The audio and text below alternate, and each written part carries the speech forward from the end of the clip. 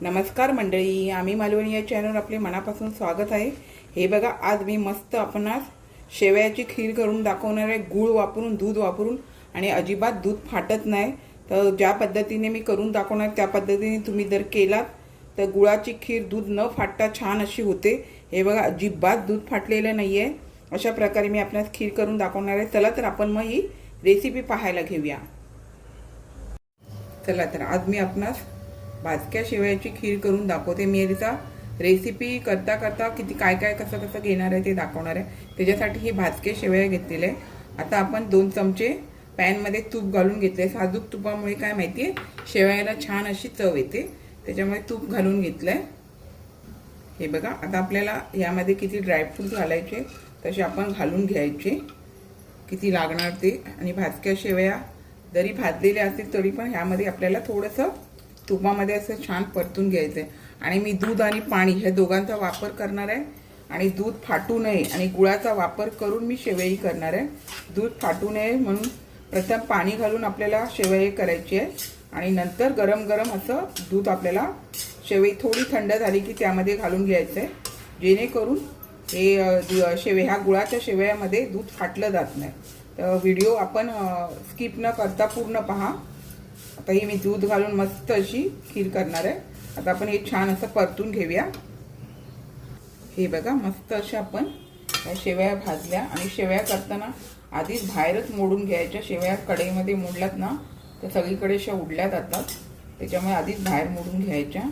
आणि आता यामध्ये मी गरम पाणी घालणार आहे, डायरेक्ट दूध घालणार नाहीये, कारण आपल्याला गूळ घालून करायचं आहे आणि दूध फाटलं जाऊ नये।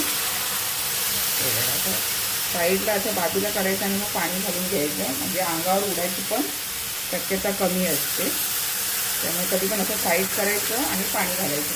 आणि आता हे मी गरम पाणी घालते। बघा, मस्तपैकी गरम पाणी घालून घेतलंय आणि छान अशा मी भाजल्या ना का छान अशी मस्त असं लागतात खायला। तर आपल्याला ह्यामध्ये हाताबरोबर गूळ घालून घ्यायचंय आणि मस्त असं शिजवून घ्यायचंय। जेवढी वाटी मी शेवया घेतले तेवढ्या वाटी गूळ घेतलंय। आपल्याला जसं गोडीला हवंय त्याप्रमाणे तुम्ही घेऊ शकता। हे बघा, आता आपल्याला ह्यामध्ये 1 चिमटी त्यासारखं मीठ घालून घ्यायचंय। गोडाचा पदार्थ असला तरी थोडंसं मीठ जरूर घाला। आणि आता हे आपल्याला या गुळामध्ये ही व्यवस्थित अशी खीर शिजवून घ्यायची आहे। आणि पुढे मी दाखवते, आपल्याला थंड थोडंसं करून घेतल्याच्या नंतर त्यामध्ये दूध घालायचं आहे। आता ही चांगली व्यवस्थित शिजू दे।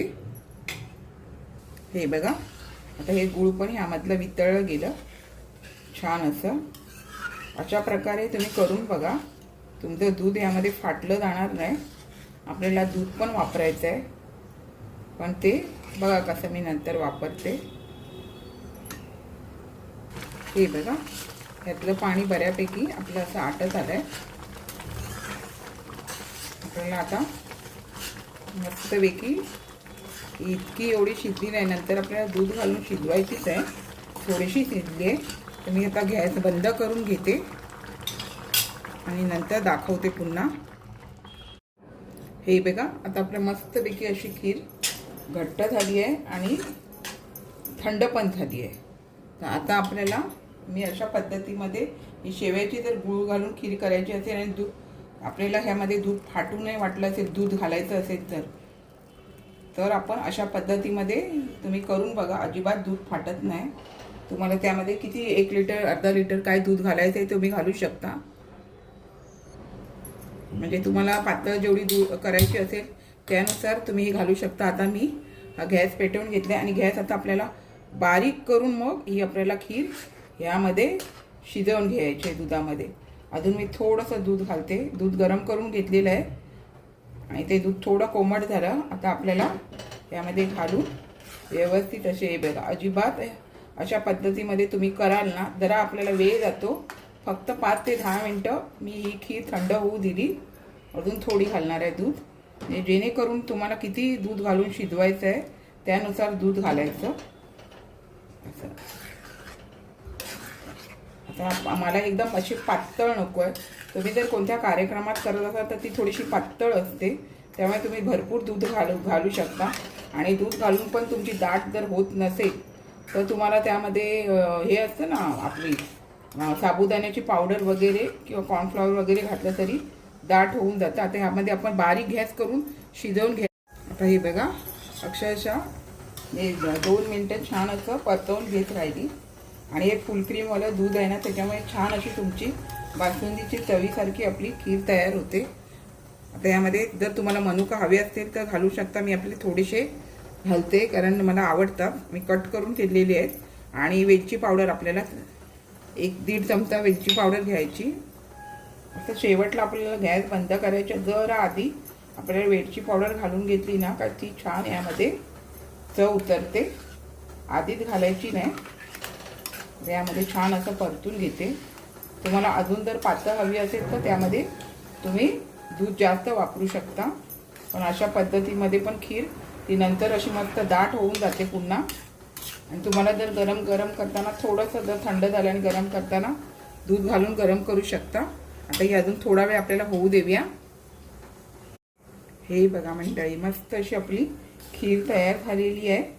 आणि दूध न फाटता आहे बघा अजिबात दूध न फाटता मी तुम्हाला ही गुळाची खीर करून दाखवलेली आहे. आपण पण नक्की अशा प्रकारे करा. आता मी गॅस बंद करून घेते. खूप छान असा सुगंध येतोय. अशा प्रकारे तुम्ही करून बघा. अजिबात दूध फाटत नाही. गुळाची खीर ही सर्वांना खायला मिळते त्यामुळे गुळाची खीर अशा पद्धतीमध्ये आपण नक्की करून बघा. हे बघा मंडळी छान अशी मी आपणास अजिबात दूध न फाटता तुम्हाला गुळाची खीर करून दाखवलेली आहे. अशाच नवनवीन रेसिपी किंवा इतर व्हिडिओ सहित मी आपणास कायम भेटतच असते. आपण माझ्या चॅनलला लाईक शेअर सबस्क्राईब हाईप करायला विसरू नका. चला तर आता इथेच थांबते. मस्त खा स्वस्थ राहा. आपण माझे व्हिडिओ पूर्ण पाहता त्याबद्दल मनापासून खूप खूप धन्यवाद.